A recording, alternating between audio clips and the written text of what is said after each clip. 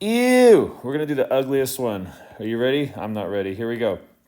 So we're not going to revolve around the x-axis. We're going to make something way more complicated. We're going to revolve around a vertical axis. Let's say y equals -1. Where is y equals, no, not y equals, stupid. X equals -1. Where is x equals -1? Actually, let's not do -1. Let's do x equals -3 because that would be like over here. So this is -3. Here's my axis of revolution. We're going to go around this guy. And we're revolving this shaded area. Okay, now why is this one going to be so difficult? Well, first of all, because we have a vertical axis of revolution, we need to find each of these curves with y's and not x's. All right. Now, this guy doesn't matter because he's just going to be our upper bound. Our lower bound is going to be 0. Our upper bound is going to be 4. Cool. Now we have two curves here. We have this curve and we have this curve. Okay, so how do we define each of those curves? Let's just take this guy and solve for x. We got to get the x alone. So let's do that. So we go x squared equals y, and I'm going to square root both sides. Whenever we introduce an inverse operation known as the square root, we have to say x equals plus or minus the square root of y. And there's your two curves. We have a curve, y equals positive square root of y, and then we have, I say y equals, x equals negative square root of y. All right, so this one right here would be your positive square root of y, and this one right here, let's do a little squiggly guy right here, is your negative square root of y. Okay, so let's do the blue one first. Okay, so this would be my axis of revolution. My circle would look something like that. That's not, okay, that's a lopsided circle. Let's redo that. Slightly better.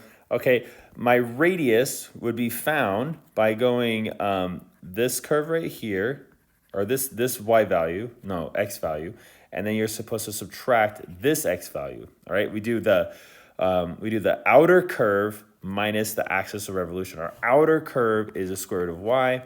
My axis of revolution is -3, and that's going to be your radius. That's my radius for my circles. And why do I care about that? Because to find the area of a circle, I go pi r squared. And so if I want to find the volume that is created just with this curve, wow, that's a really bad circle. It'd be a little bit smaller than the other one.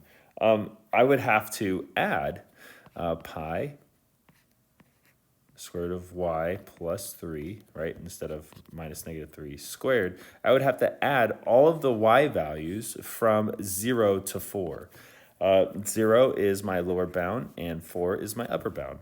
This would be the volume of the bigger solid. The volume of the smaller solid is going to be from 0 to 4. But now we're going to use this curve right here, and that curve is going to have smaller circles.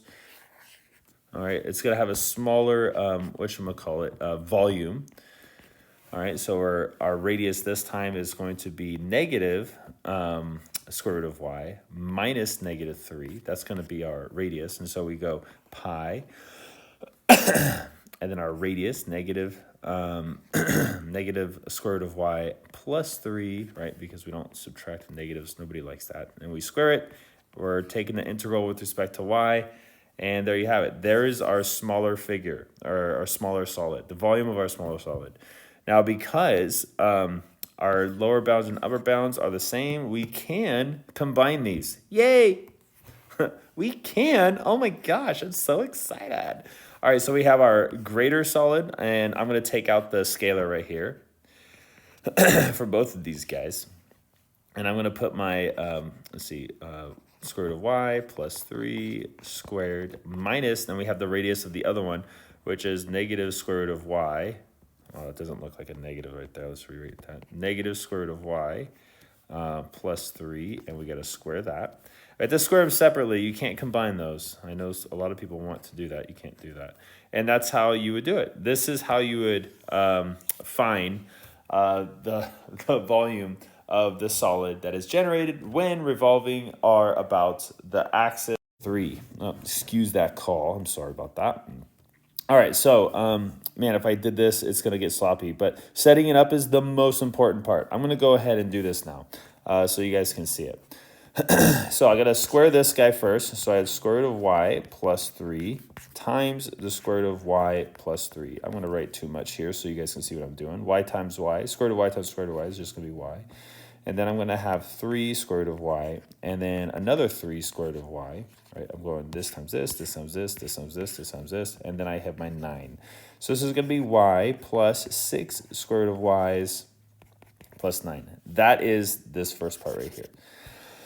Next, we're going to subtract from that this other guy. So we're going to go negative square root of y plus 3 times negative square root of y plus 3. We have a negative times a negative, which is a positive, and so we get y again. That's that guy times that guy, and then with that guy times that guy, which is going to be negative 3 square root of y minus 3 square root of y.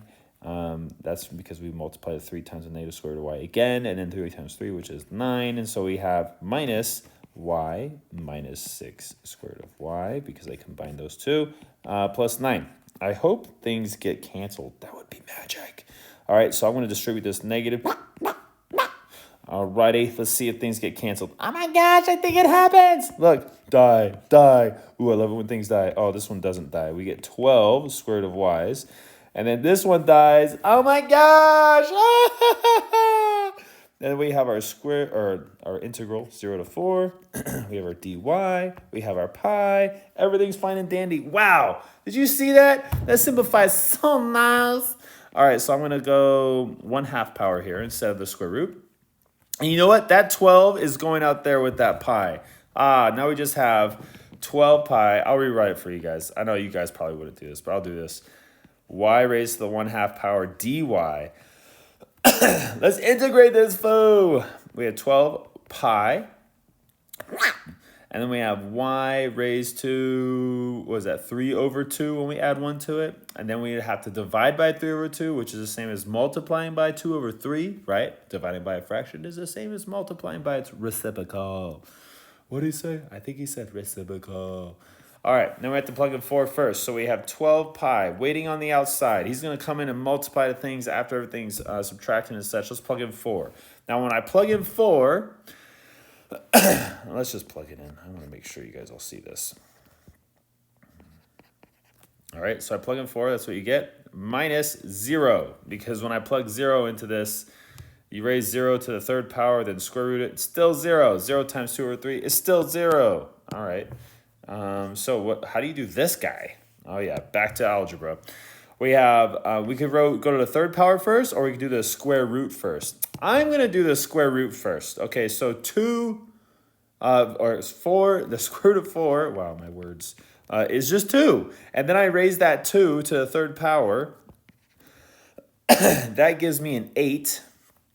And 8 times 2, right here, is going to be 16. So I get 12 pi times 16 over 3.